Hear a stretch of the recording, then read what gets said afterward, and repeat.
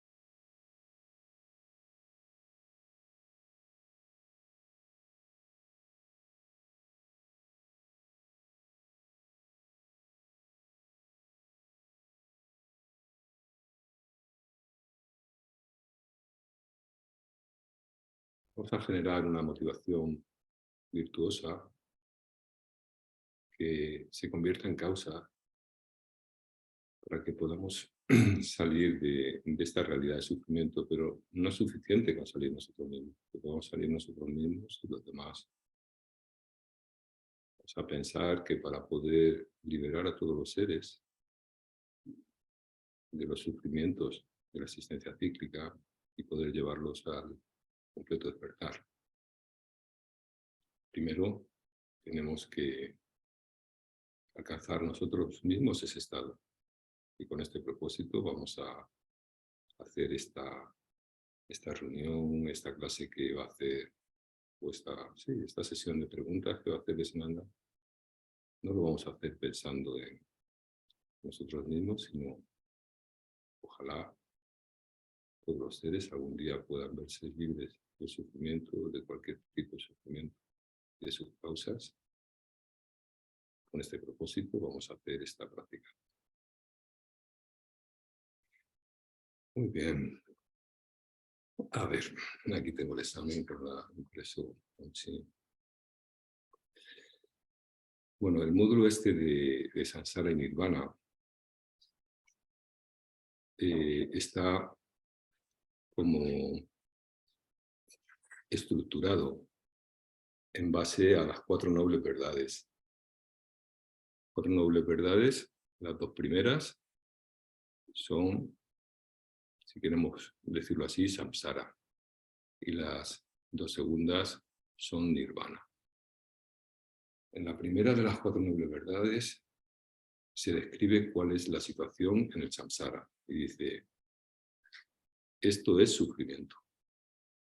Se puede hacer una explicación detallada de lo que es el sufrimiento, pero está todo condensado en esto es el samsara, esto es sufrimiento. La segunda noble verdad también habla del samsara. En este caso, de lo que habla es de por qué experimentamos ese sufrimiento. Entonces, la segunda noble verdad es las causas del sufrimiento. La primera y la segunda, samsara.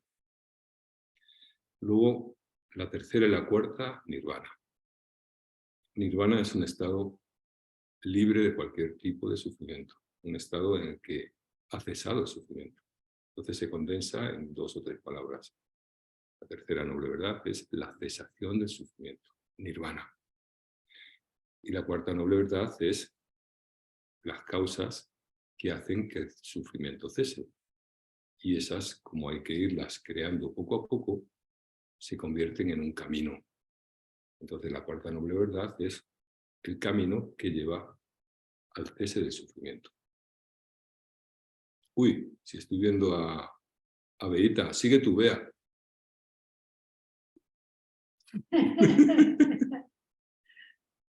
Bueno, vale.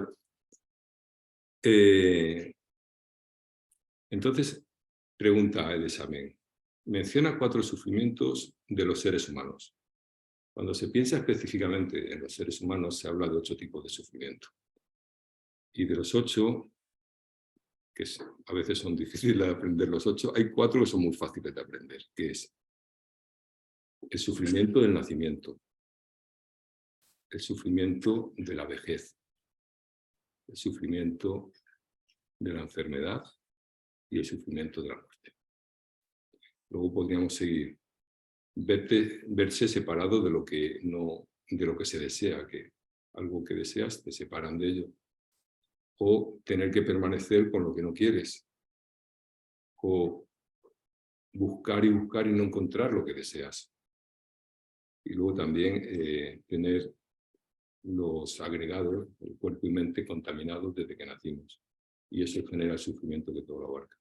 Pero en este caso, si decimos 4 sufrimientos de los seres humanos, podemos hablar de los más conocidos: nacimiento, envejecimiento, enfermedad y muerte.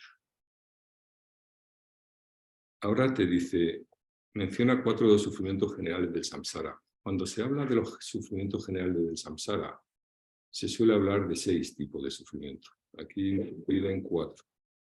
Los 6 son la incertidumbre de no saber muy bien qué va a pasar en el futuro, la insatisfacción, que aunque tengas las cosas, nunca llegas a estar en un estado de plenitud, siempre falta algo, en el mejor de los casos. Luego que tienes apego al cuerpo y le tienes que abandonar, o sea, te mueres, tienes que abandonar el cuerpo. Y estás obligado a renacer constantemente, con todo lo que eso conlleva.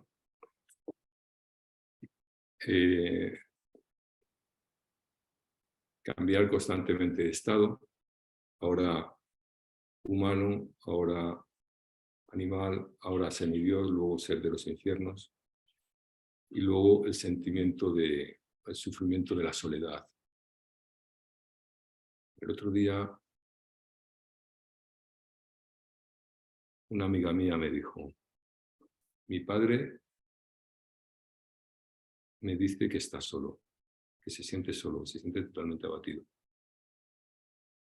Y yo le dije, pero si vive tu hijo contigo, en la misma casa, y encima vive tu otro hijo, no estás solo. Es una soledad que es un sentimiento de que hay algo en ti que no está acompañado. Y ese sufrimiento, muchas personas cuando son mayores lo tienen, o cuando les abandona un ser querido, aunque tengan otros seres queridos alrededor, lo tienen. Entonces tenemos que, si miramos los sufrimientos desde la perspectiva de los seres humanos, podemos estudiar 8. Si miramos los sufrimientos desde la perspectiva del samsara en general, se puede estudiar 6. Pero la forma más común de estudiar los sufrimientos del samsara son con los 3 tipos de sufrimiento. Esto es lo que vas a encontrar en casi todos los libros, que es el sufrimiento del sufrimiento, que es muy evidente. Cuando alguien experimenta el sufrimiento del sufrimiento,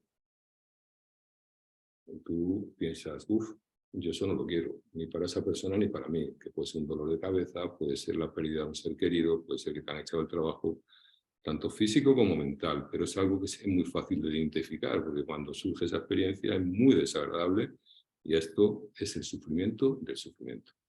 Luego está el sufrimiento del cambio. Este no es tan fácil, ¿cómo se dice?, identificar, porque es un sufrimiento que aparece como placer. Pero como todo está sujeto a la impermanencia, van cambiando las condiciones y lo que apareció instantáneamente como placer, por sí solo, no hay que hacer nada, se convierte en sufrimiento. Entonces tú, por ejemplo, estás sentado al sol, tomando el sol ahora en verano en una playa a las 11:30 de la mañana, y cuando llevas ya un rato, 10, 15, 20 minutos, te empieza a picar y dices, uff, estaba tan a gustito porque ahora ya no estoy a gusto. Sí, la situación es muy parecida, no cambia nada. ¿No? Puede ser que está apretando un poco el sol, pero no ha cambiado. Es porque todo lo que podamos experimentar en el samsara como placer, si continuamos en el tiempo, si no hacemos nada, dejamos que la cosa continúe en el tiempo, por sí solo, se convierte en sufrimiento. Cambia de una experiencia de satisfacción o casi satisfacción a una experiencia desagradable. Entonces el sufrimiento ese que al principio, o sea, la sensación de placer se convierte por sí sola en sufrimiento del sufrimiento. Por ejemplo, si te gusta montar a caballo, te vas a montar a caballo un domingo, un día muy bonito, estás una hora montando a caballo, luego te paras, te tomas un refresco, hablas con los amigos, te cuentas un chiste, pero bueno, como me gusta mucho, voy a hacer 2 horas, y 2 horas, luego 3, 4, 10 horas. Cuando llevas 10 horas montando a caballo, ya no quieres seguir montando a caballo, porque se ha convertido una situación placentera en una situación realmente desagradable. El sufrimiento del sufrimiento es que el mismo cambia.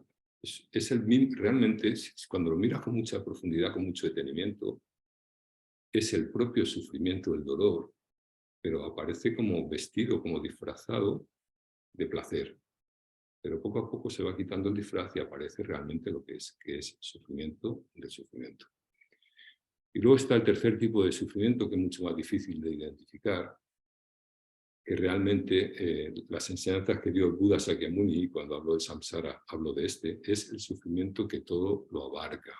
A veces se puede también encontrar como el sufrimiento, no sé si el del condicionamiento penetrante o el sufrimiento que todo lo permea. En realidad quiere decir que cuando tú naces en esta realidad que vives, con este cuerpo, con esta mente, tu cuerpo y tu mente, por causas de vidas pasadas, vienen sellados o codificados o marcados para experimentar sufrimiento, tarde o temprano, porque vas a experimentar el sufrimiento de la muerte, vas a experimentar el sufrimiento de la pérdida de algún ser querido en tu vida, o sea que con este cuerpo, con esta mente, en esta realidad, llevas el matasellos de que vas a experimentar sufrimiento. Y ese es el sufrimiento de toda abarca, no te escapas de él. Entonces, la forma de escaparse es practicar el Dharma. Vale. La siguiente pregunta dice, explica la diferencia entre nirvana e iluminación. Bueno, nirvana es un estado de paz total al que se llega cuando se elimina por completo el sufrimiento y sus causas.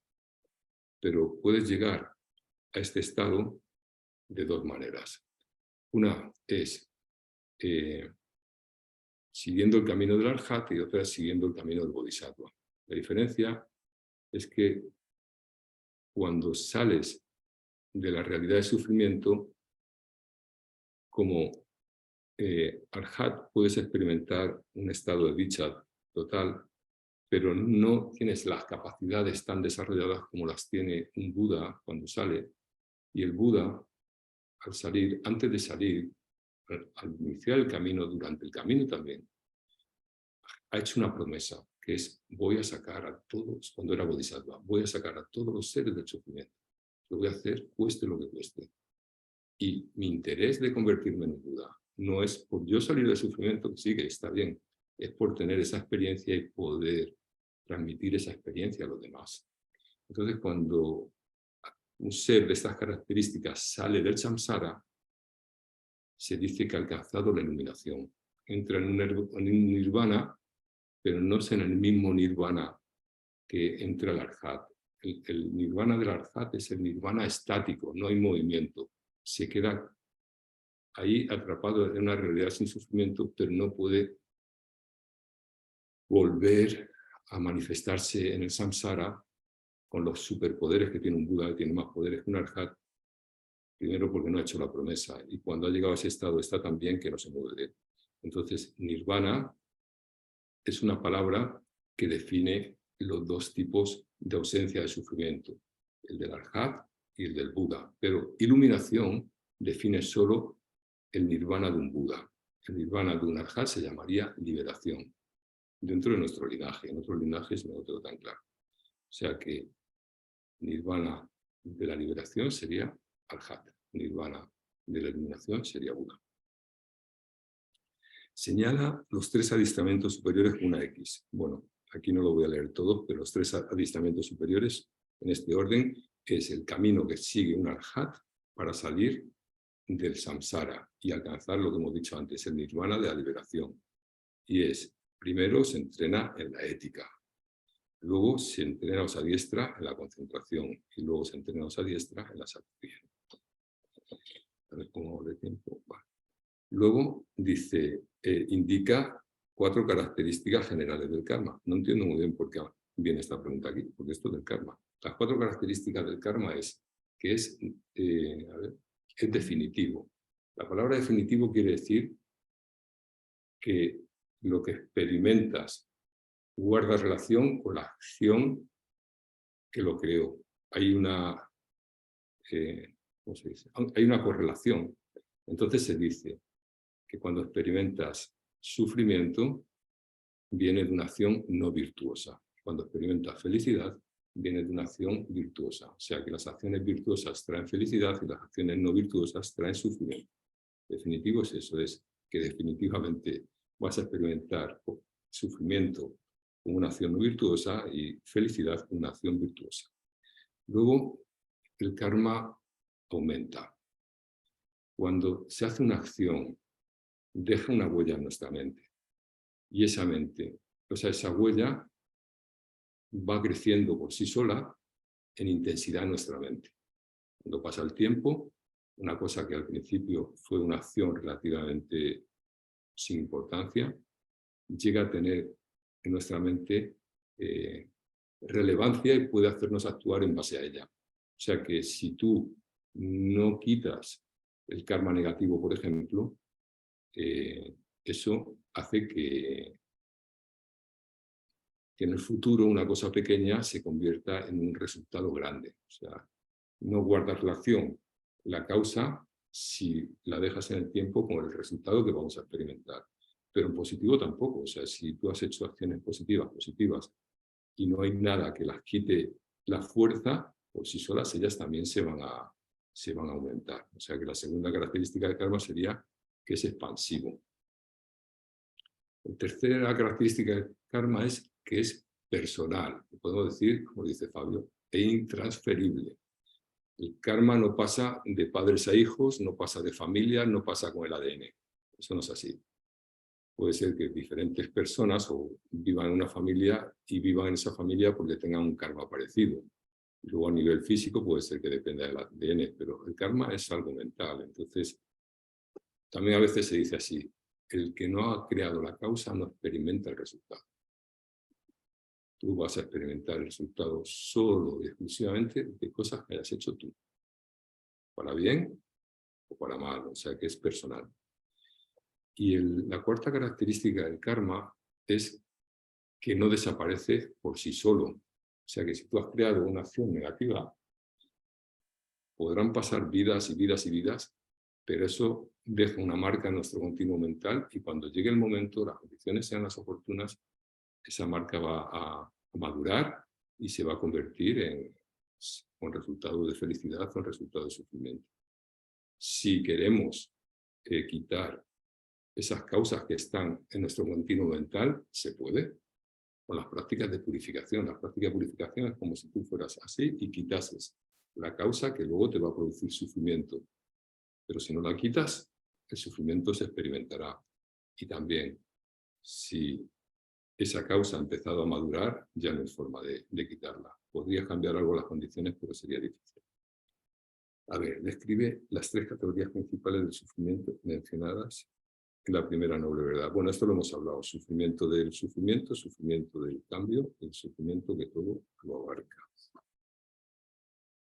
Ordena los 12 vínculos. Los 12 vínculos es donde se explica cómo los seres crean causas para permanecer en el samsara.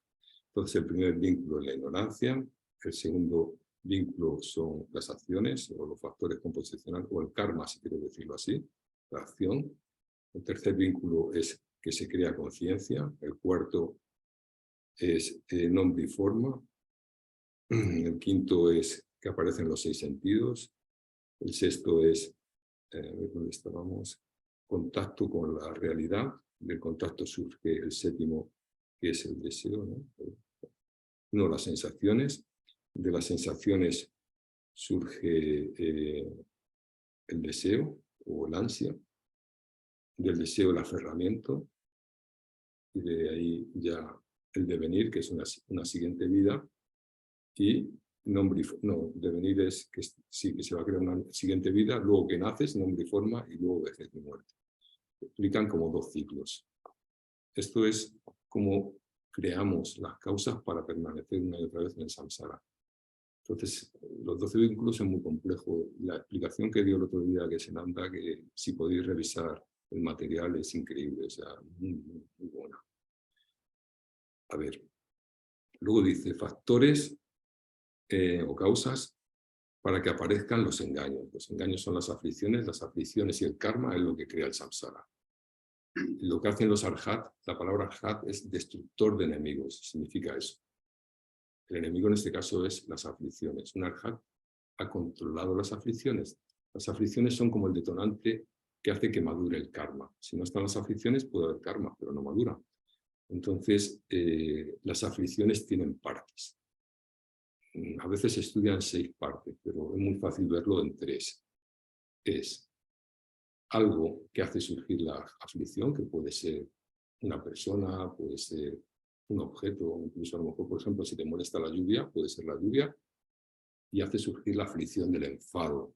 Entonces, para que surja la aflicción del enfado, tiene que haber mínimo 3 cosas. Un objeto que la hace surgir, que puede ser un objeto externo, interno, personal o inanimado, lo hace surgir. Pero en nuestra mente tiene que haber una semilla de enfado.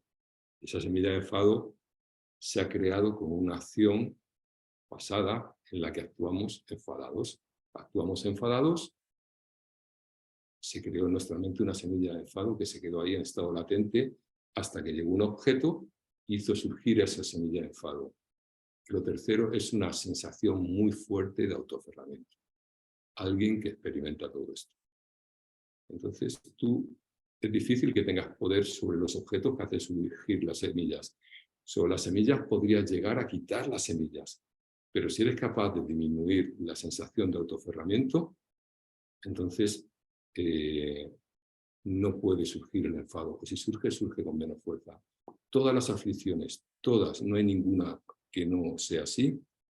Da igual que sea el orgullo, da igual que sea la envidia, da igual que sea la ira, da igual que sea el apego, la baja autoestima. Cualquier aflicción tiene que tener una sensación de fijación a nuestra propia identidad. En la medida que nosotros esa fijación a nuestra propia identidad con la práctica del Dharma la vamos disminuyendo con el interés hacia los demás y con la vacuidad, pensando en que todo es como un sueño que no tiene una existencia por sí mismo, con las 2 cosas esas, en la medida que bajamos esa sensación de identidad, en la medida que las aflicciones son más suaves. ¿Oye? Anda, todavía quedan más. Sí, creo que va a llegar antes que Senanda de lo que tú vas a terminar. Sí, yo creo que me pilla el toro. Bueno, a ver, define uno de los engaños raíces. Los engaños raíces se pueden estudiar 6 o se pueden estudiar 3. Vamos a definir, por ejemplo, el apego. El apego es una exageración de las cualidades de un objeto. Primera parte. Segunda parte, y la creencia de que no se puede ser feliz si no se tiene. A ver, define qué es renuncia. ¿Y por qué es importante generar renuncia? Renuncia a veces es una cosa muy controvertida. Renuncia en realidad ¿A qué estás renunciando? Estás renunciando a sufrir, pero es que eso todo el mundo lo sabe. Dice, yo no quiero sufrir, yo no quiero que me atropelle un coche, yo no quiero que se muera mi padre. Es muy fácil. Pero realmente tienes que renunciar a eso, que eso es fácil, eso cualquiera que se pregunte renuncia, pero tienes que renunciar a las causas que producen ese sufrimiento. Y eso ya no está fácil. Entonces tienes que renunciar a las 8 preocupaciones mundanas. Y eso ya a lo mejor no estamos tan contentos si tenemos que renunciar a eso. ¿Cuáles son los 6 reinos del samsara? De abajo para arriba. Los infiernos, los espíritus hambrientos, los animales, los hombres, los humanos, los semidioses y los dioses. Y los dioses se dividen en 3. En los que viven en el reino del deseo, en los que viven en el reino con forma, en los que viven en el reino sin forma. ¿Cuáles son las 4 nobles verdades? Bueno, es fácil. Las 4 nobles verdades es la verdad del sufrimiento, como hemos dicho antes, la verdad de las causas del sufrimiento, esas son 2, luego la verdad de la cesación del sufrimiento y la verdad del camino que conduce a la cesación. Y luego menciona las 10 acciones, no, que esta es la última, las 10 acciones no virtuosas sí, a evitar.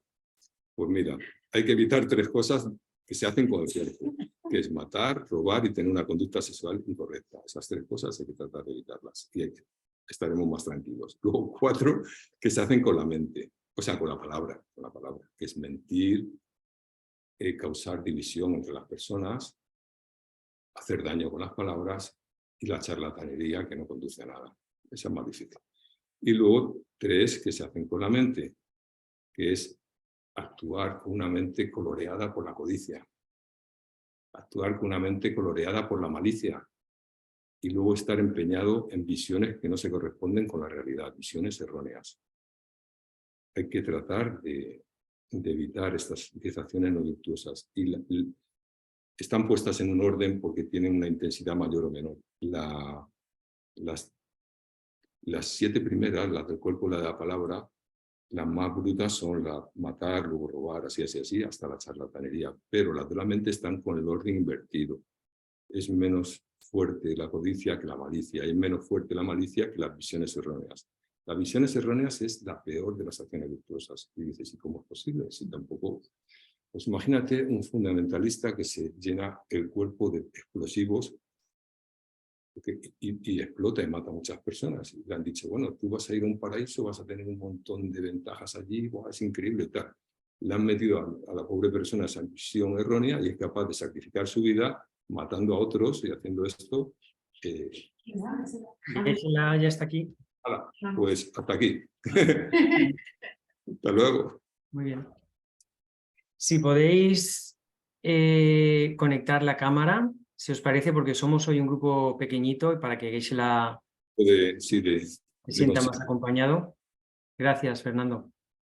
Muy bien, gracias a ti.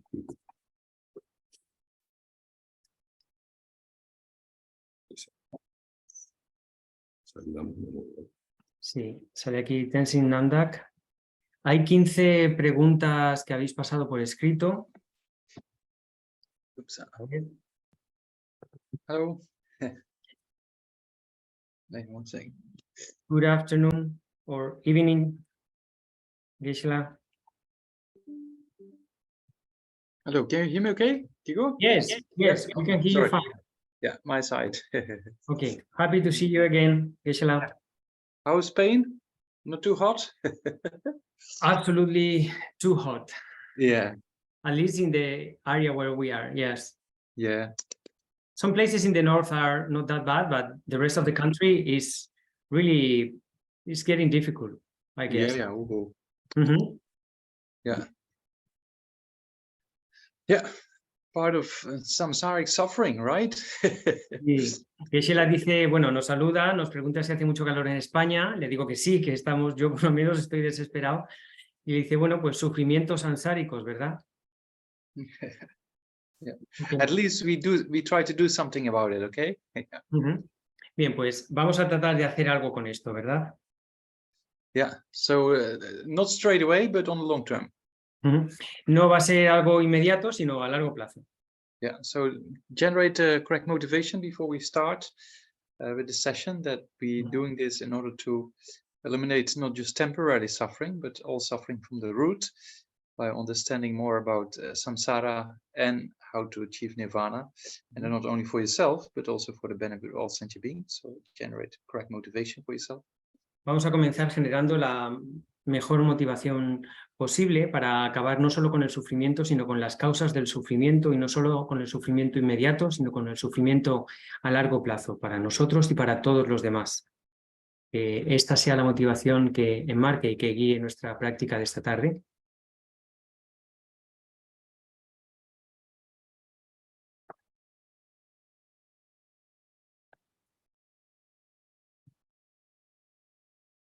Sangye chedon suni sunamla Oración de refugio y toma y bodhicitta. Sangye chinzo gebe suna Dola penje sangye doba sho sangye chedon suni sunam chanjo ba Yagi chinzo gebe sunangi dola penje sangye doba sho sangye chedon suni sunam chanjo ba do dani gyaso chi dagi chushen gebe Dola penche sangye toba sho.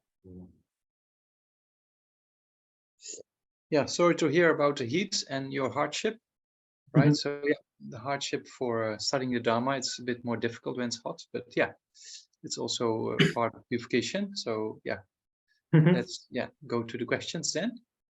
Ok, bueno, dice que se la siento oír, en fin, que estáis pasando tanto calor, que es algo en fin, bastante molesto y difícil, pero también para practicar el Dharma, porque puede ser una dificultad añadida, pero bueno, lo podemos tomar como una purificación también. Así es que, bueno, vamos con las preguntas. Tenemos 15 preguntas por escritos, como empecé a deciros antes. No sé si hay alguien que quiera hacer alguna pregunta, podemos empezar por ahí. Si hay alguien en la Gompa de Nagarjuna Madrid o alguna de las personas que estáis conectadas, podéis levantar la mano y hacer la pregunta. Y si no, pues empiezo a leer las preguntas para Geshe-la. So, Geshe-la, we have 15 questions that the people has been sent on the week. And I just told them that if they have any other extra comment or question that may pop up while we are talking, so there is also a chance for them. So let's start with the first one. I will read it first in English and then in Spanish for the people. So the first one says, as far as I have understood, samsara, nirvana, and enlightenment are mental states. But why is that when people talk about the hells, these lower realms, they say that they are cold or hot, or, you know, it's like they make reference to their as they talk of these places are a physical place and not just as a mental state, because they talk in the sense of the physical aspect of these lower realms, no, these hells.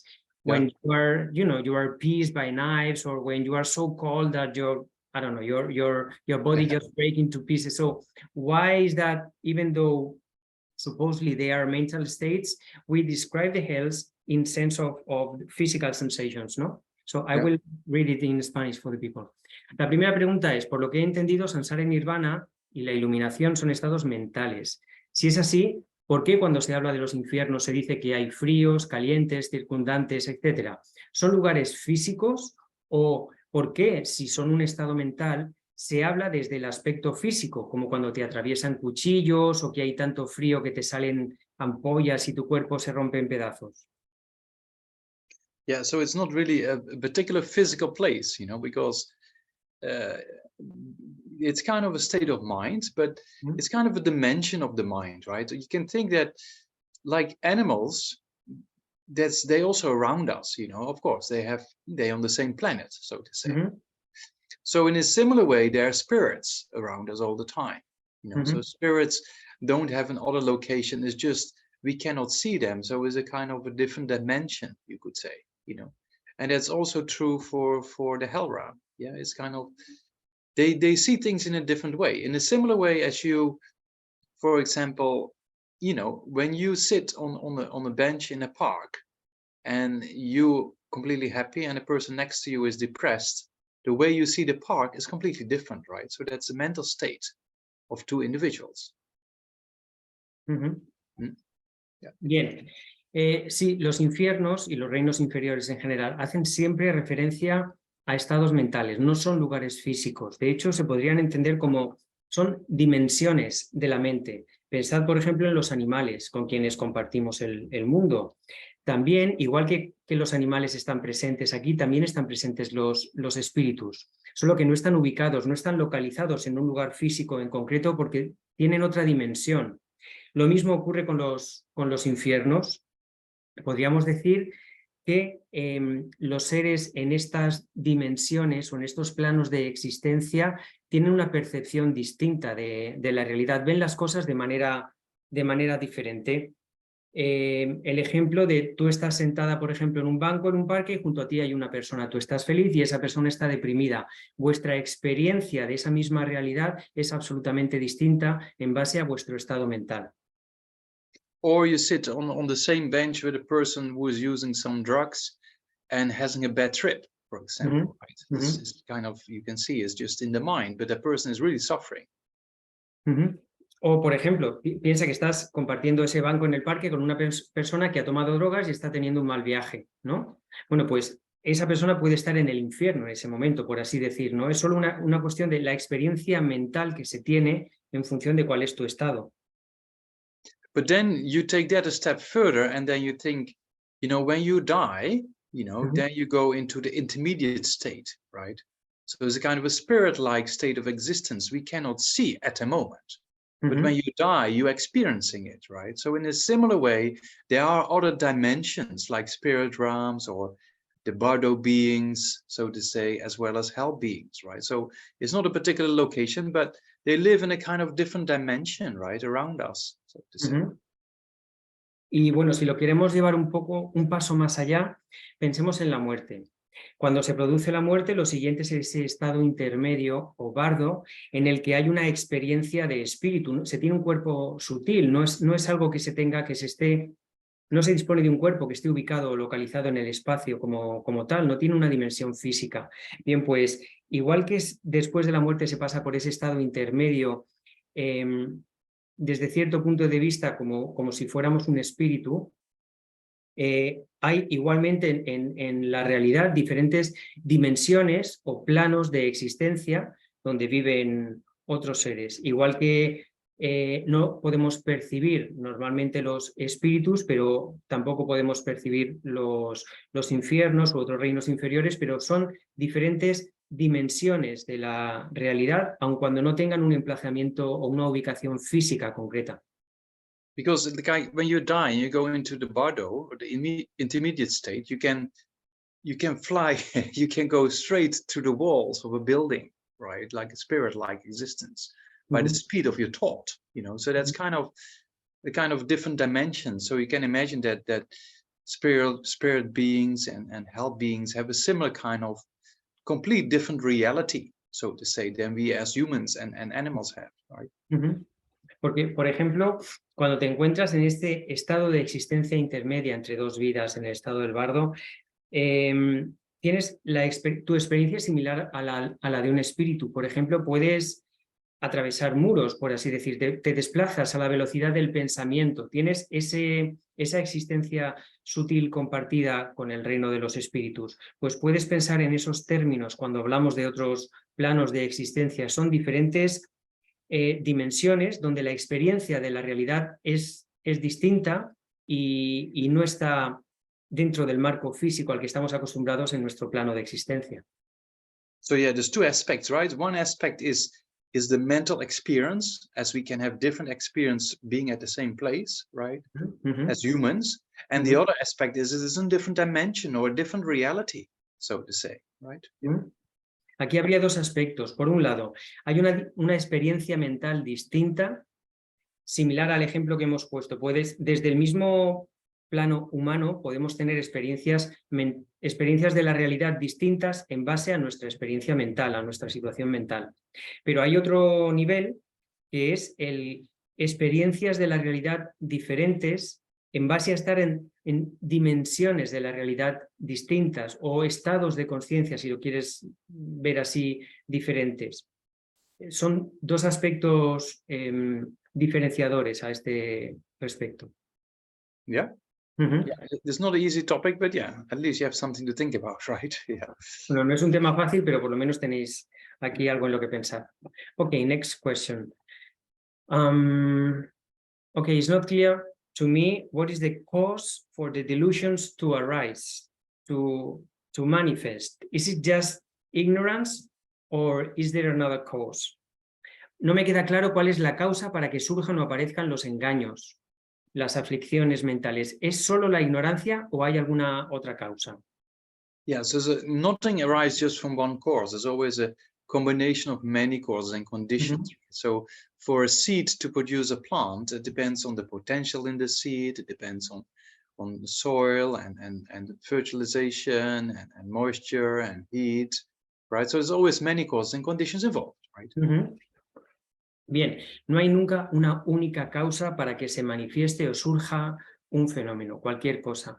Hay siempre una combinación de causas y condiciones, igual que la semilla requiere, la causa sería la semilla, pero requiere de todas las condiciones de suelo, de humedad, de riego, de nutrición, etcétera, para poder germinar. Tiene que haber una combinación de causas y condiciones juntas.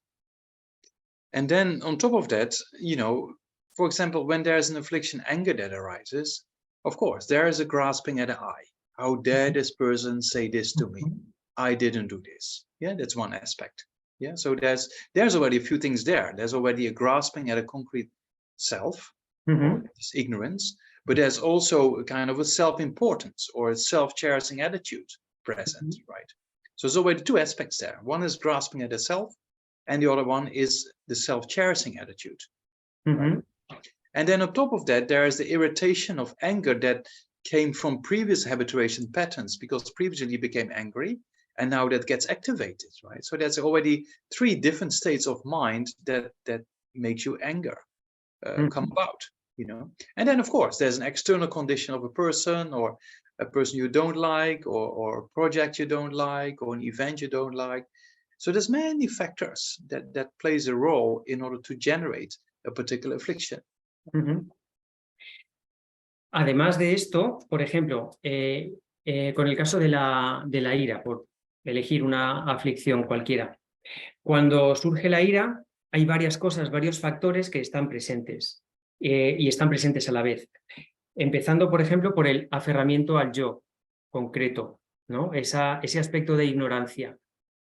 ¿Cómo me puedes estar diciendo esto a mí o lo que sea? Bueno, pues esa sensación del yo tan concreta, tan sólida, está ahí presente. Además está el sentido de autoimportancia, ese yo soy lo más importante del planeta, ¿cómo me puede pasar esto a mí? Eso también está, esa actitud mental también está presente. Además está el elemento de que previamente para que surja la ira, tenemos que habernos familiarizado con ese engaño, con ese estado mental previamente, de forma que hemos implantado semillas en nuestra consciencia. Entonces está el factor de la familiarización con la ira o con el enfado. Y además están también todas las condiciones externas, esos factores que la han activado una persona, una situación, un evento, un proyecto que no nos gusta, que nos irrita, ¿no? Hay todo un conjunto de factores que se dan a la vez. And then, you know, if you have trained your mind and you are relaxed, you know, then you can prevent the anger from happening. But when you're stressed or tired, then it's much easier to generate anger, right? There's another factor that can play a role. Cuando has entrenado tu mente y estás en una situación relajada, es más fácil prevenir que surja la ira. Pero cuando estás con estrés, por ejemplo, con ansiedad, entonces es muy fácil que la ira se active, ¿no? Esto es otro elemento que entra en juego y que hay que tener en cuenta. Yeah, so that you see, with just one irritation, there's many factors that play a role for that affliction to arise, right? Puedes ver que solo con una pequeña irritación hay toda una serie de factores que juegan un papel determinado para que esa irritación se manifieste o surja. But it's all rooted in this sense of a self, right? Of a concrete from its own side existing self. And then there's self-cherishing, and then on top of that is irritation, and then on top of that you don't hold it anymore. So it's basically rooted in ignorance, but there's many causes and conditions that play a role. Pero todo esto está enraizado, se basa en esa ignorancia fundamental de aferramiento a un yo que parece existir de forma inherente, independiente, sólida, concreta. A partir de ahí surge también esa sensación de autoimportancia, de soy lo más importante del mundo, y luego la irritación que va aparejada y todos los otros factores que hemos descrito, pero todo ello tiene como base, como fundamento, esa ignorancia de aferramiento al yo. Yeah. Ok. La siguiente pregunta. Why is doubt considered to be a delusion? ¿Por qué la duda se considera un engaño, una aflicción? Yeah, doubt by itself is not an affliction, it's afflictive doubt. Claro, la duda por sí misma no es un engaño, por usar el término de la pregunta. Lo que se considera un engaño es la duda aflictiva. Because, doubt, for example, before you might think that you permanent or that you don't change and you use this shampoo to not to get gray hair or this cream not to get wrinkles, so then you come to the Buddhist class and then Namdak tells you you are impermanent, your body is momentary changing. Then you start doubting this grasping at permanence, right? So then doubt is a constructive aspect because it helps us to question things, it helps us to understand things. Bien, la duda en sí misma no es un engaño, no es una aflicción, porque, por ejemplo, piensa que tú partes de una creencia en la permanencia, tú crees que eres permanente, por eso utilizas un champú para evitar tener canas o una crema para evitar tener arrugas y demás, porque estás anclado en la permanencia. Pero luego vas a una clase budista y Geshe-la te dice, oye, que no, que tu cuerpo está cambiando a cada momento, es constante, eres impermanente. A partir de ahí generas una duda, que en este caso sería una duda constructiva, porque te permite cuestionarte un planteamiento que estaba equivocado y te permite comprender, ¿no? En ese sentido, la duda es constructiva. So that means there's generally speaking 3 types of doubt. En términos generales, 3 tipos de dudas. One is doubt which is not going to the right direction, yeah, it goes to tending towards the non-factual, as we call it, right, to the wrong side. La primera sería la duda que no apunta en la dirección adecuada, la duda no factual, por decirlo así, la duda que te separa de la realidad, de los hechos. For example, the commercial industry is trying to sell you this shampoo that your hair doesn't fall out and that you don't get gray hairs. And then you come to the Buddhist class and they tell you, look, you're impermanent, you're, decaying, so to say. Then you start doubting, maybe Namdak is right. And maybe the commercial industry is wrong. Probably Namdak is wrong, right? So that's kind of, probably I'm permanent. Yeah, so you think, am I permanent or impermanent? Probably permanent, you think. So that's a doubt not going to the right direction, right? Sí. Por ejemplo, tú, convencido de que eres permanente, usas este champú para evitar perder el pelo o tener el pelo gris con canas o lo que sea, porque crees que en realidad no cambias. Pero vas a una clase budista y Geshe-la te dice que no, que estás decayendo constantemente, que eres impermanente. Y a pesar de eso dices, no, mi champú funciona, esto, o sea, Geshe-la está equivocado, ¿no? ¿Soy permanente, soy impermanente? No, soy permanente. Esa duda, por así decir, no apunta en la dirección correcta, ¿no? Ese es el primer tipo de duda al que nos referimos. So then you go to another few classes and then you look at a photograph when you're 16 and you look in the mirror and you see, oh, there's a change, right? So then you have kind of a neutral doubt, the second one. It's, am I permanent or impermanent? You just in 2 places, right? You don't go to either direction. Y luego el segundo tipo es cuando, por ejemplo, imagina que continúas yendo a clases y recibes más información y contemplas una fotografía de cuando tenías 16 años y luego te miras al espejo y dices, wow, es verdad, no soy la misma persona. Y ahí se da la duda neutral, la duda que establece un punto medio un poco entre una posibilidad y la otra, ¿no? Es permanencia, impermanencia, no sabes hacia dónde decantarte, esa sería la duda neutral. And then you sit down and think about it a bit more, and then you look at your gray hair or you look at your wrinkles, and then you say, oh, it's happening. Am I permanent or impermanent? Probably impermanent. So that's the third type of doubt, is doubt tending towards the factual or going to the right direction, right, of reality.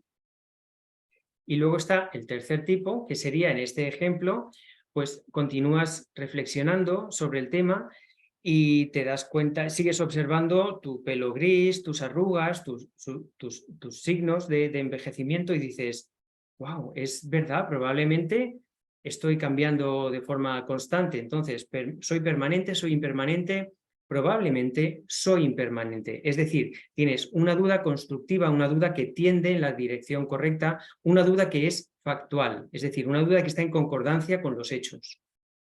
So you can see the doubt that is in accordance with reality, that is not an afflictive doubt, right? That's a constructive one. De forma que la duda que está de acuerdo con la realidad no es una duda aflictiva, no es un engaño, es una duda constructiva. But a doubt that doesn't tend towards the factual, right, is what we call an affliction. Pero la duda que no está de acuerdo con los hechos, a esa llamamos aflicción. Or you could think, I'm a bit down today. Shall I drink and get drunk or not? Yeah, shall I drink some alcohol and get drunk to solve my problems or not? Right? And then you think, oh, maybe it's not a good idea to do it. Maybe it's a good idea. Maybe it's a good idea. Let's do it. Right? So that's a kind of afflictive doubt, right? Which is an affliction, because that brings you into trouble. I mean, if you misbehave when you're drunk. Por ejemplo, hoy te has levantado con muy mal ánimo y dices, buf, ¿qué hago? ¿Me emborracho para que se me pase esto o no? ¿Qué hago? ¿Bebo, no bebo? ¿Me emborracho, no me emborracho? Vale, me voy a emborrachar. Bueno, pues esa duda inicial sería una duda aflictiva, porque básicamente te va a meter en problemas, o sobre todo si te metes en problemas cuando te emborraches, ¿no? Yeah. Okay. So next question, number 4. Is the view of the transitory collection a belief in the existence of a self, or is it ignorance? La visión de la colección transitoria ¿es creer en la existencia de un yo o es la ignorancia? I don't know if this is clear. Yeah, the answer is both.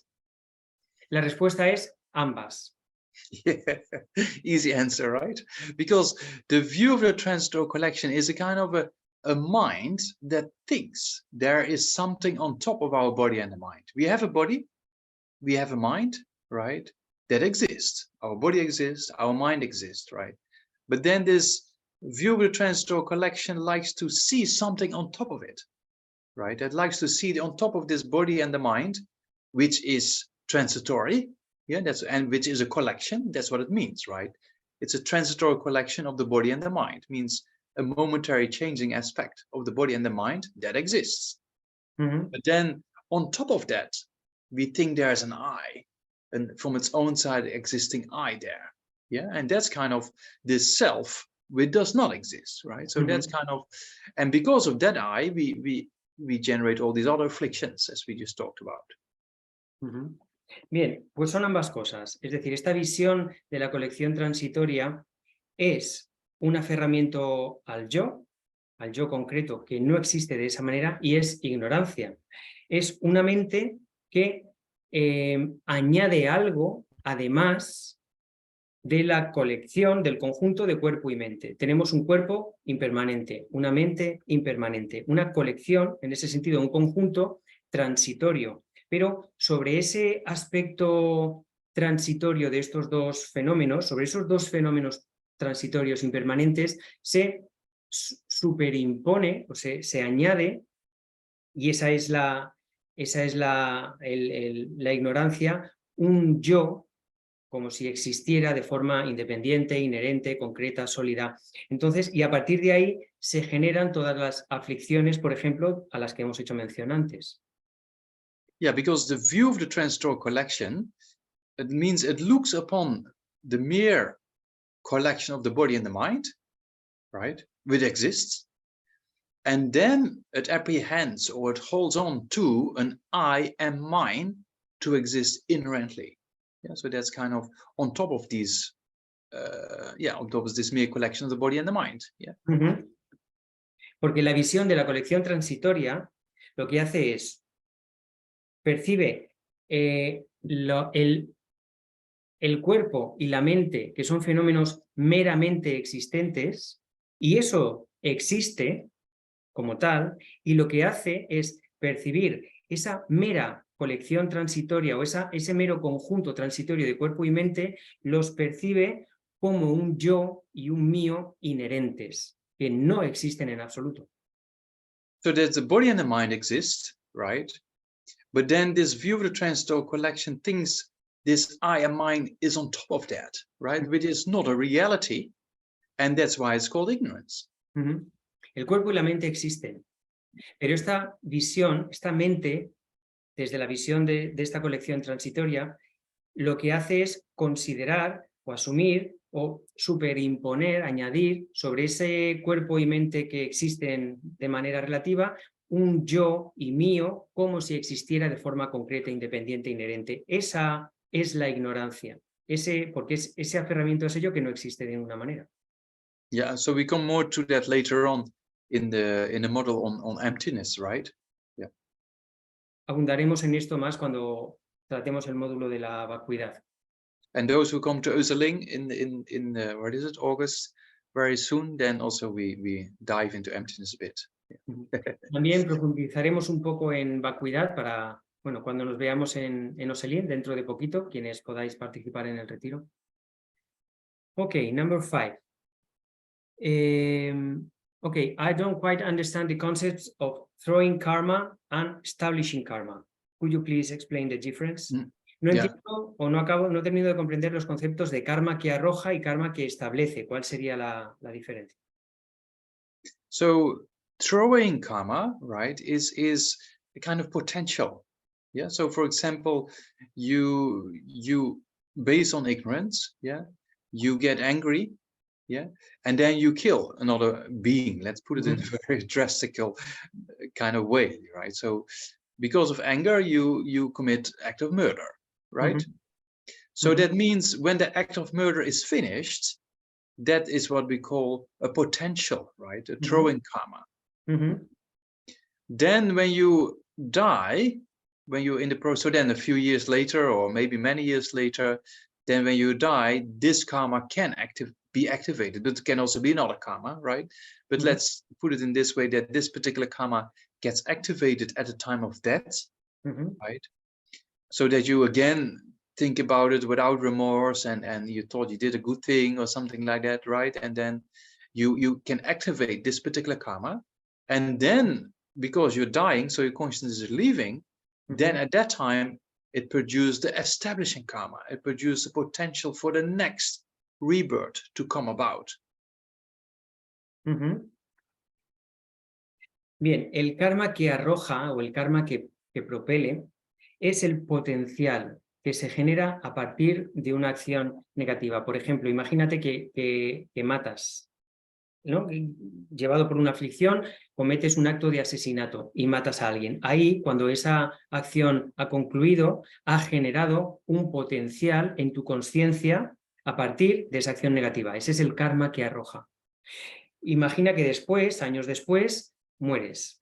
En el momento de la muerte, si se activa ese karma, porque podría activarse algún otro, pero imagínate que ese karma se activa y tú además no tienes ningún pensamiento de arrepentimiento sobre esa acción, tú sigues pensando que hiciste algo bueno, ese karma se activa y en el momento de la muerte, cuando la consciencia abandona el cuerpo, lo que se genera, o ese karma lo que produce, es la manifestación de ese potencial en el siguiente renacimiento. Eso es el karma que establece. So in a similar way, if you practice morality for a certain amount of time, yeah, let's say you take the Mahayana precepts or something like that for a few weeks or something like that, and then you do it all perfectly, right? So then that's a kind of a throwing karma being created, yeah. So at the time of the practice, yeah, when that practice comes to an end, it leaves an imprint in your mind or a seed in your mind. then you're dying, and then you think about various virtuous activities and practice of morality, and then this karma gets activated at the time of death, right? So then it establishes a good rebirth, you know, because your consciousness is leaving. So it's just a continuity of habituation patterns that activates, right? So then you also can see why it's so important to have positive states of mind at the time of death to activate this establishing karma of virtuous deeds, right? Y de igual manera, pensémoslo en positivo. Piensa, por ejemplo, que tomas los 8 preceptos Mahayana durante un tiempo, durante varias semanas, y que lo haces perfectamente.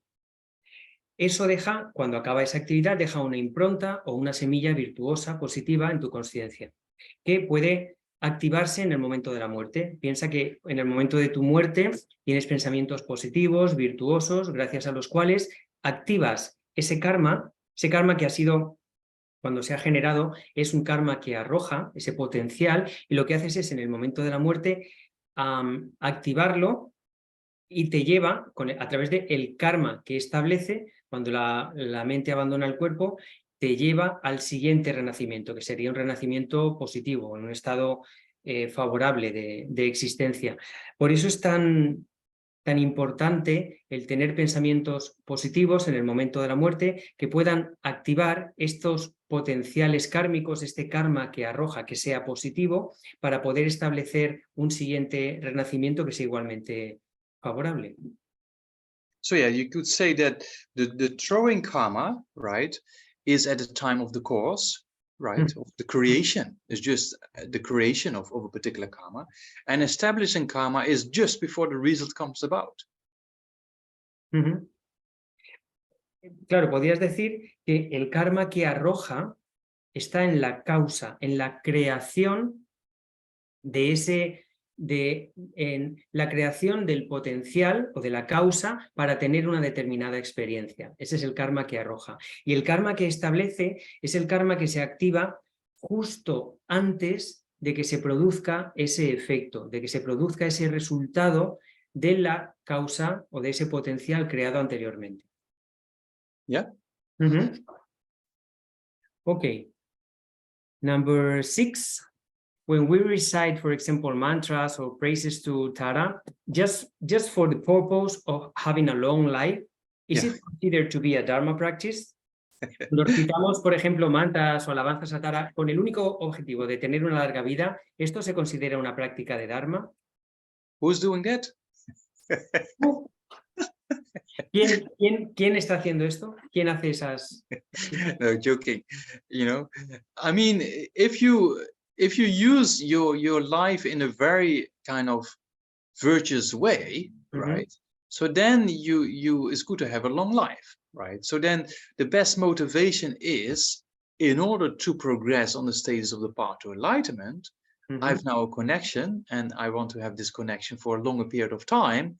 And then it's not only for this life, right? So it's good to have a kind of motivation to walk towards enlightenment, or to walk towards liberation, or high pressure rebirth. But in particular, because it's a Vajrayana practice, it should be focused to enlightenment, right? So that you want to create more causes for enlightenment in this life, and that's why you want to have a long life. So it's not just to have a long life to enjoy your life as it is, right? So it should be for the purpose of a greater goal, and then there's no fault, right? Then it's a Dharma practice. But if it's only, oh, I don't want to die and I want to have a long life to hang out a little bit longer, then it's kind of a worldly concern, right? So that's not really Dharma then. Bien, pues en este caso se consideraría Dharma si haces un uso virtuoso de la vida. Si quieres tener una larga vida para poder practicar virtud, porque piensas, bueno, pues necesito mantener esta conexión que tengo con el Dharma y mantener una vida larga para poder trabajar por los demás, para poder desarrollarme, para tener como más tiempo, más oportunidades para crear causas para la liberación o la iluminación o un precioso renacimiento humano, aunque en el contexto Mahayana sería para poder iluminarme yo y poder así guiar a todos los demás a ese mismo estado de iluminación, ¿no? Si es en ese contexto de quiero tener una vida muy larga para poder generar muchas causas positivas para avanzar en el camino y ayudar a los demás, se considera que sería la práctica de Dharma. Si solo quieres vivir más, pues para no morir, para pasar el rato, ¿no? Quiero decir,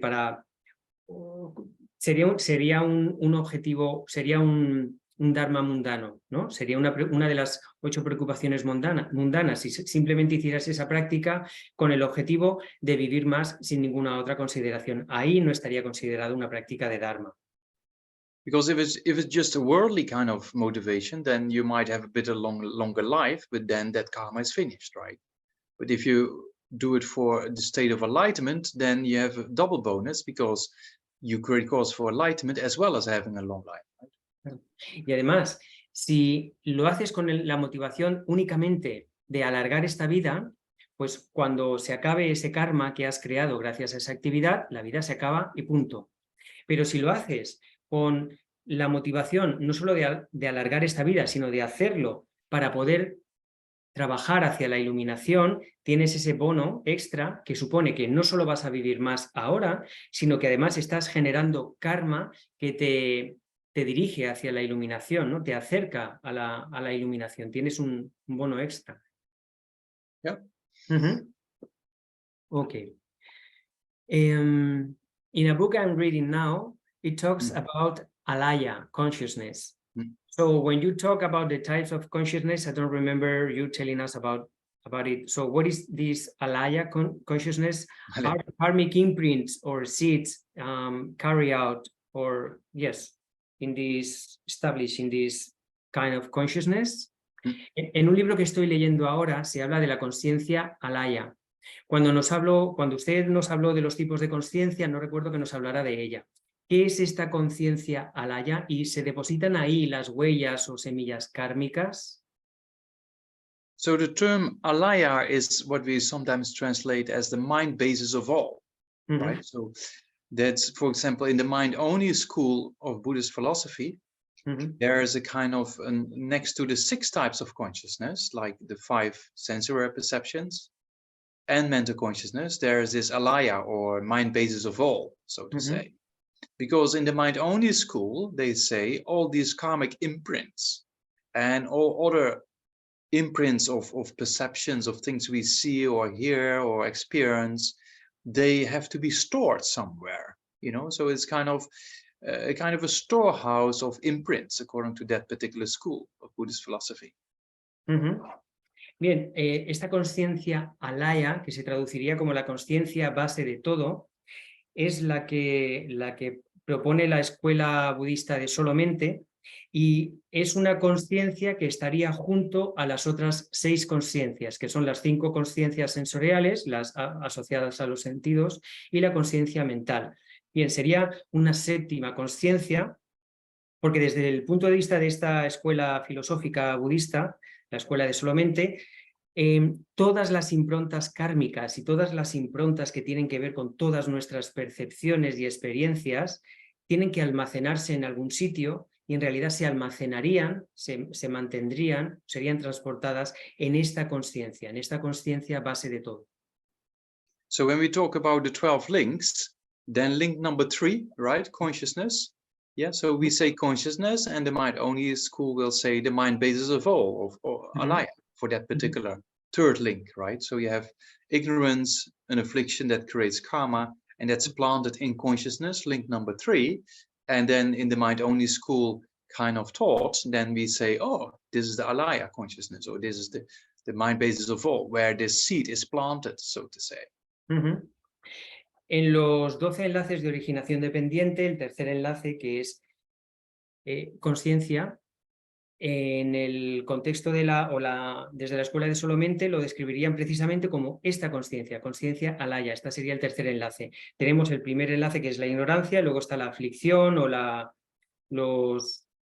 acción, depende de cómo se traduzca, y luego está esa impronta kármica que se deposita, por así decir, o se genera en la conciencia, que desde el punto de vista de esta escuela sería precisamente en esa conciencia base de todo. Ahí es donde se deposita esa impronta kármica que se genera con el segundo enlace. Yeah. Okay.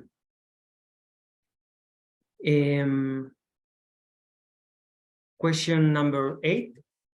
In the 12 links, what is the difference between craving and grasping? En los 12 vínculos, ¿qué diferencia hay entre el ansia o anhelo, el número 8, y el aferramiento, el número 9? So craving and grasping are both aspects of attachment. Yeah. And the second one is just a bit stronger than the first one. Sí, ambos son aspectos del apego y el segundo sería un apego más o un aspecto más intenso, más fuerte que el primero. So and they are actually the activators of activating karma, right? So that's kind of a little bit and then a little bit stronger and then it gets activated. Son o forman parte del karma que activa.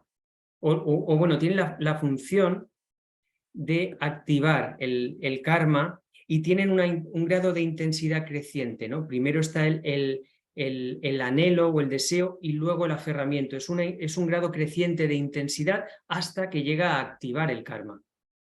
Yeah, so you can think there's a kind of a bean or something and you put a little bit of a kind of wet piece of paper around it to let it sprout, right? Or a seed, you know, to let it sprout. So you put a little bit more water, so it becomes the potential to sprout, right? So in a similar way, it's two levels of attachment that activates karma in sequence. You know?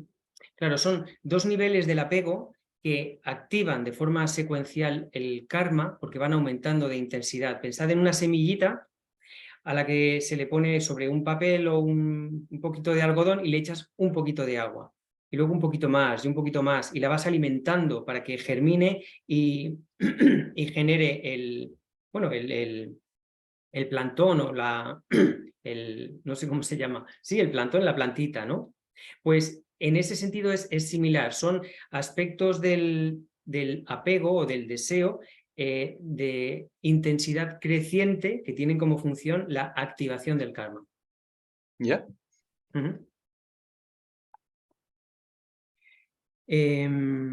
Next one. I often get confused between the 3 higher trainings and the 3 main aspects of the path. Ale. And so the question is, for example, by having ethics or a moral conduct, don't we practice renunciation? Or, for example, isn't wisdom the direct experience of emptiness?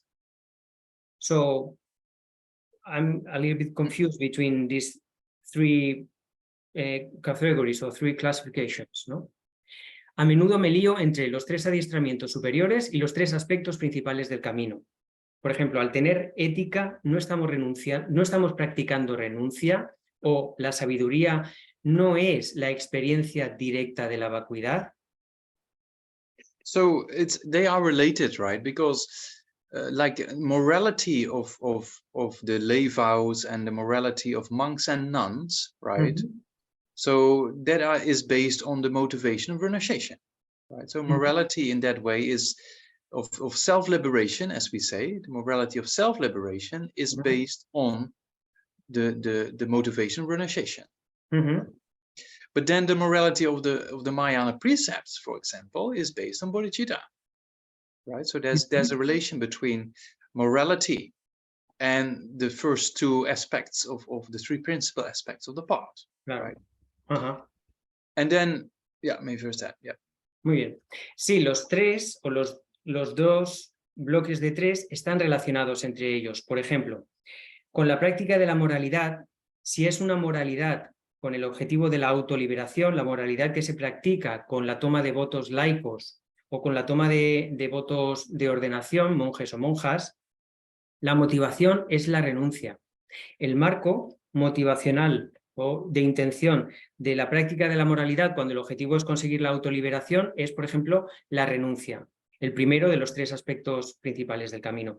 En cambio, o sumado a esto, cuando la moralidad se practica con el objetivo de conseguir la iluminación, por ejemplo, la práctica de cuando se toman los 8 preceptos Mahayana, en una práctica Mahayana que tiene como marco motivacional la iluminación, la bodhicitta sería la motivación de la práctica de esa moralidad. Entonces, con la moralidad estamos vinculándonos con los 2 de los 3 aspectos principales del camino.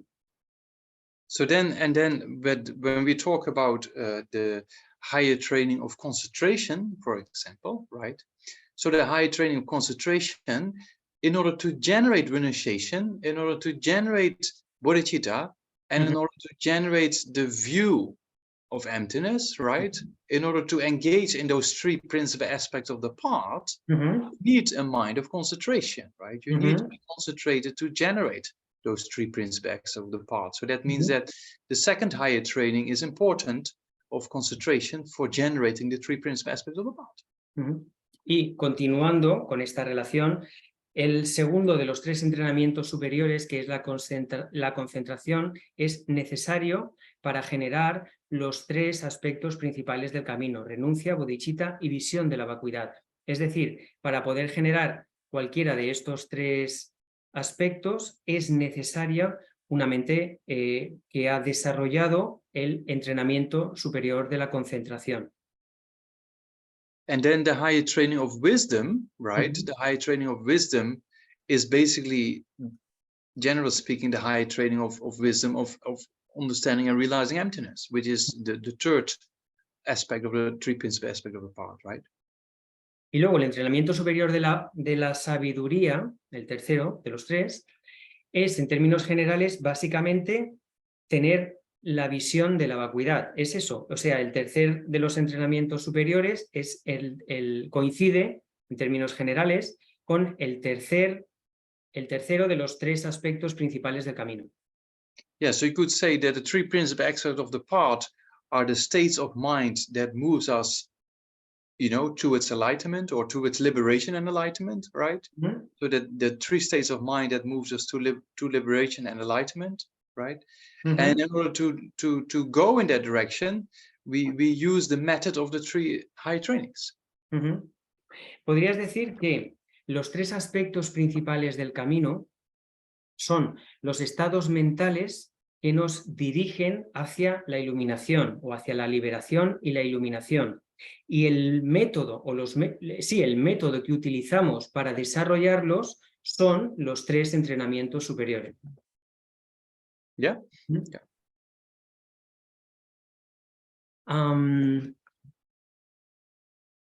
Can the 3 higher trainings be trained or developed at the same time, or is it advisable to go like one at a time? ¿Se pueden entrenar o desarrollar los 3 adiestramientos superiores al mismo tiempo, o es recomendable ir uno a uno? It depends on the level of development. Initially, it's separate, right? Bien, depende de nuestro nivel de desarrollo. Inicialmente es aconsejable el desarrollarlos de forma separada. Because, you know, morality is the basis for concentration, yeah? Because when you practice morality, you practice the 2 mental factors, alertness and mindfulness, as we talked about, right? And that are the 2 mental factors to generate concentration. So without morality, there's no concentration. And then with concentration, if you don't have the stable hands to cut a tree with a sharp axe, you need a stable hands of concentration to have the higher training of wisdom and your stable feet on the ground of morality, right? So there's a kind of a sequence there. Claro, porque eso, salvo que tengas un nivel de desarrollo mental muy avanzado, es aconsejable hacerlos uno a uno, empezar con la moralidad. A través de la práctica de la moralidad desarrollas lo que ya hemos explicado antes, ¿no? Estos 2 factores mentales de la alerta y el recuerdo o mindfulness, que son necesarios, necesitas entrenarlos a través de la práctica de una conducta moral para poder desarrollar concentración. Y precisas de la concentración para poder generar sabiduría. La concentración te da esas manos estables que con el hacha, con ese hacha afilada puedes cortar el árbol de la ignorancia, ¿no? Necesitas el hacha afilada y las manos fuertes, estables que te provee la concentración y los pies bien firmes en el suelo, que te da la moralidad para poder desarrollar sabiduría. Entonces, aquí sí que hay una secuencia de uno a uno, ¿no? Yeah. Ok.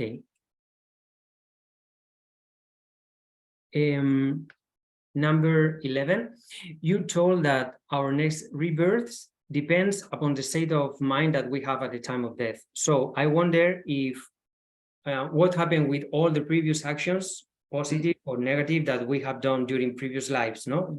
Does it have any influence at the time of death? So ha hablado que nuestro próximo renacimiento depende básicamente de nuestro estado mental en el momento de la muerte. Y entonces me pregunto si todas las acciones, tanto positivas como negativas, que hemos hecho durante esta vida y vidas anteriores, no influyen en ese momento. So yeah, we have all these karmic potentials in our mind, right? But it's just which gets activated depends on our state of mind when we die, you know. So that means if you have a positive state of mind, you think about love and kindness and compassion, for example, when you die, and then it activates positive karma. But that doesn't mean that there's a lot of negative karma sitting there as well, but it doesn't get activated at that time. Claro, a ver, tenemos innumerables potenciales kármicos acumulados en nuestro continuo mental durante todas las vidas pasadas, que son activados por el estado mental que tengamos en el momento preciso de la muerte. Si tenemos un estado mental en ese momento vinculado con un estado mental positivo, vinculado con la compasión, eso va a activar algún potencial kármico de similar naturaleza. Por eso es tan fundamental, pero no significa que no tengamos también una cantidad enorme de potenciales kármicos negativos, sino que ese pensamiento último va a activar un potencial kármico similar al pensamiento y no otro. So then if you then think you generate a positive state of mind, or you train your mind in positive states of mind, and then you purify negative karma by purification practice, then over many lifetimes, or over quite a few lifetimes, you can imagine that you're moving in a particular direction, right? Entonces, si generas pensamientos positivos en el momento de la muerte, o si te entrenas en familiarizarte con estados mentales positivos, por un lado, y por otro lado, purificas karma negativo y haces esto durante vidas y vidas sucesivas, puedes comprender que vas a estar naturalmente dirigiéndote en la dirección adecuada, ¿no? Beneficiosa. Yeah. Yeah. So yeah, keep positive. Vaya, mantente positivo. Yeah. Okay, very good. The arhats who are in nirvana, in a pleasant state of peace, what makes them to come out of this blissful state to help other beings, as compared to those who remain in nirvana, no? Like in the abiding nirvana, I guess. So, los arhats que están en nirvana, en un estado placentero de paz, ¿qué les hace salir de ahí para ayudar a los seres en comparación con aquellos que permanecen en nirvana? Maybe some nice paella on a nice beach in the shade. Pues a lo mejor lo que les hace salir del nirvana es una paellita en la sombra, en la playa. Joking, right? Yeah. So it's very difficult to get out of that because there's no suffering in that state they are in, right? So they don't need any food, they don't need anything. So it's very difficult for them to get out of that state, you know? Es muy difícil salir de ese estado porque es algo realmente gozoso. No hay necesidad física de nada, no hay necesidad de comer, de hacer nada. Simplemente se está en un estado de paz fabuloso. So it's only a Buddha we can actually wake them up, you know, with the power of the Buddha's mind can wake them up and say, hey, look, you know, you're not completely enlightened yet. You have to continue. Es solo un Buda o una persona, un ser iluminado con el poder de su mente que puede despertarles, ¿no? Y decirles, hey, ¿qué pasa aquí? Despierta, que todavía no te has iluminado, el camino no acaba aquí.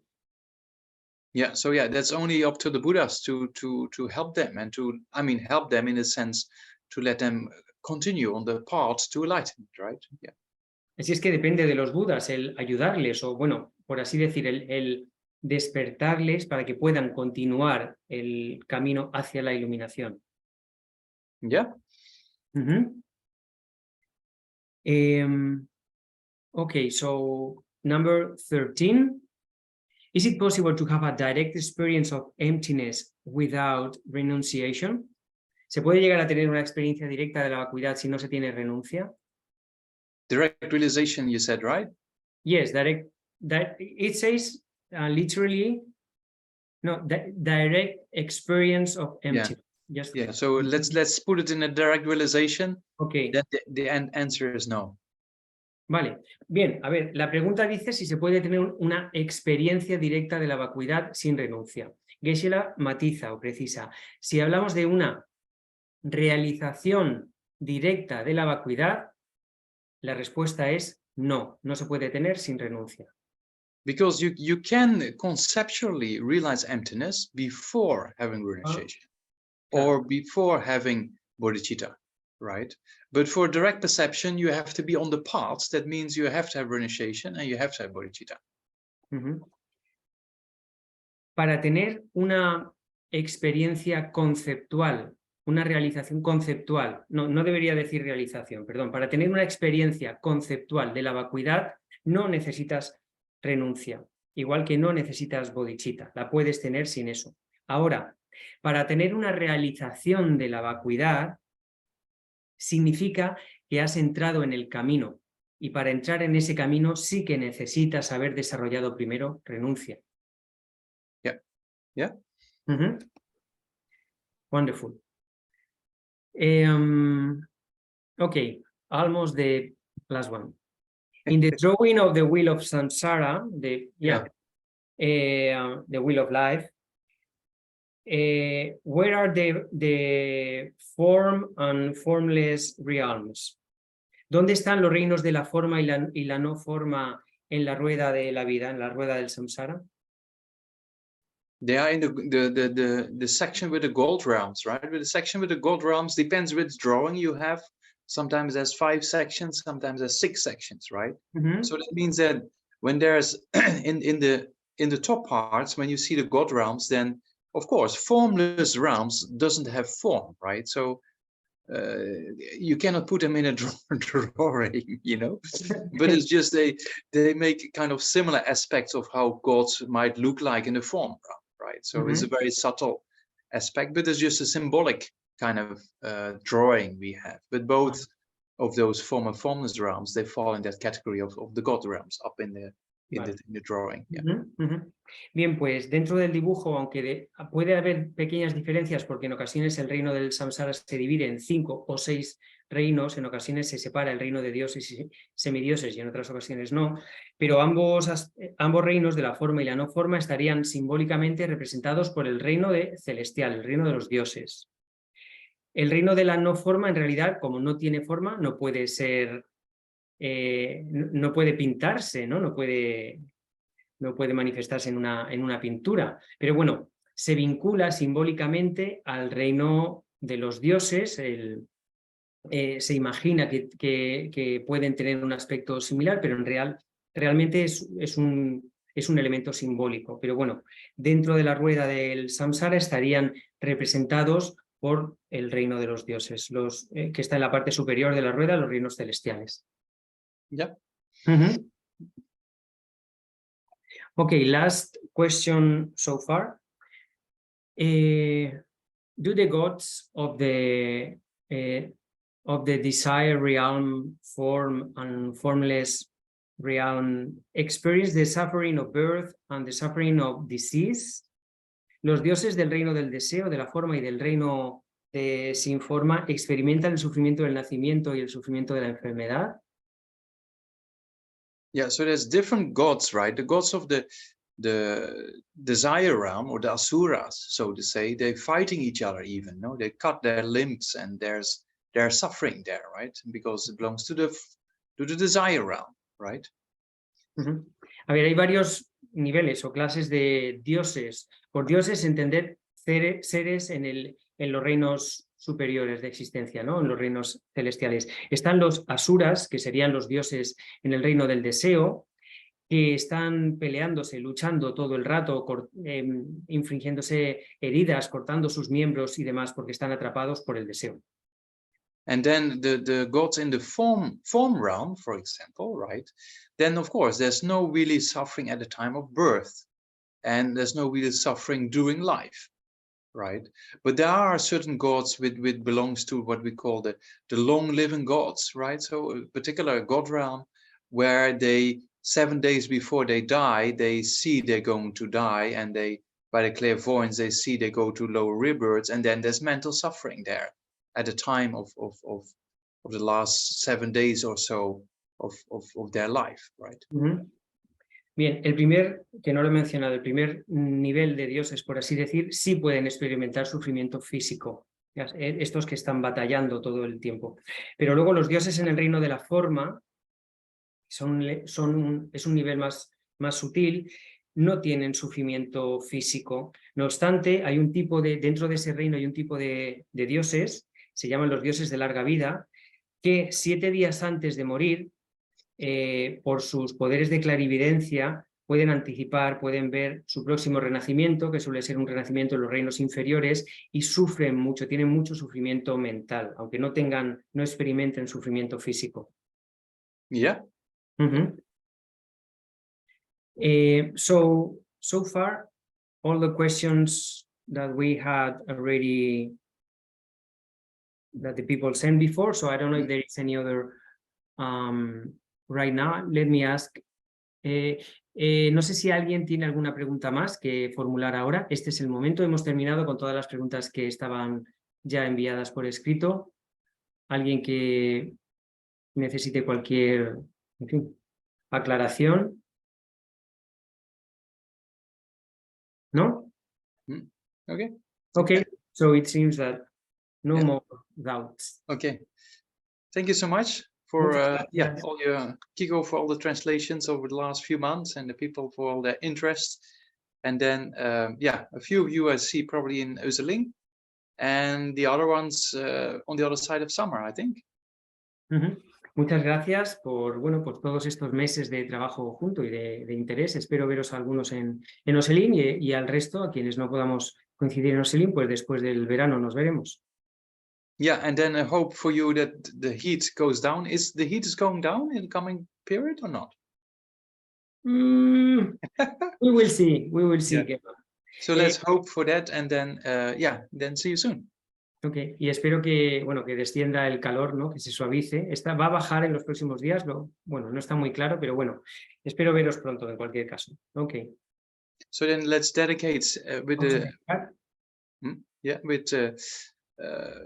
what do we have? Do you have 2 bodhicittas? Yeah, so let's dedicate for the 2 bodhicittas and for the quick return of Lama Zopa Rinpoche along Healthy Life with Holiness. Do we have those or no? Yeah, yes. Just decide. Yeah. Vamos a dedicar por las oraciones habituales de dedicación para generar las 2 bodhicittas y también por la larga vida de todos nuestros maestros, por la larga vida de su santidad el Dalai Lama y el pronto regreso de Lama Zopa Rinpoche. Janju Samjo Rinpoche Magye Panang Gyu Chi Geba Nyamba Meba Yang Gone Gonde Belwa Sho Toni Tawa Rinpoche Magye Panang Gyu Chi Geba Nyamba Meba Yang Gone Gonde Belwa Sho Kare Rawe Korbe Tu Den Chi Dan Jam Gyun Gyawe Den Cho Ye Bela Ga Ju Ra Zu Ba Sun Den Yu Mi Sin Be Ju Gi Da Den Del Bel Den Dun Yu Nyu Jun Sho Gari Rawe Korwe Singam So Pendan Dewa Malu Jungwe Chenre Zigwan Tenzin Gyazo Yi Shabe Shite Badu Tengyu Gewa Gunda Yanda Lama Da Dame Chugi Bella Longjus Sadan Lamgi Yunda Razone Doje Changi Kopa Neutral Shu.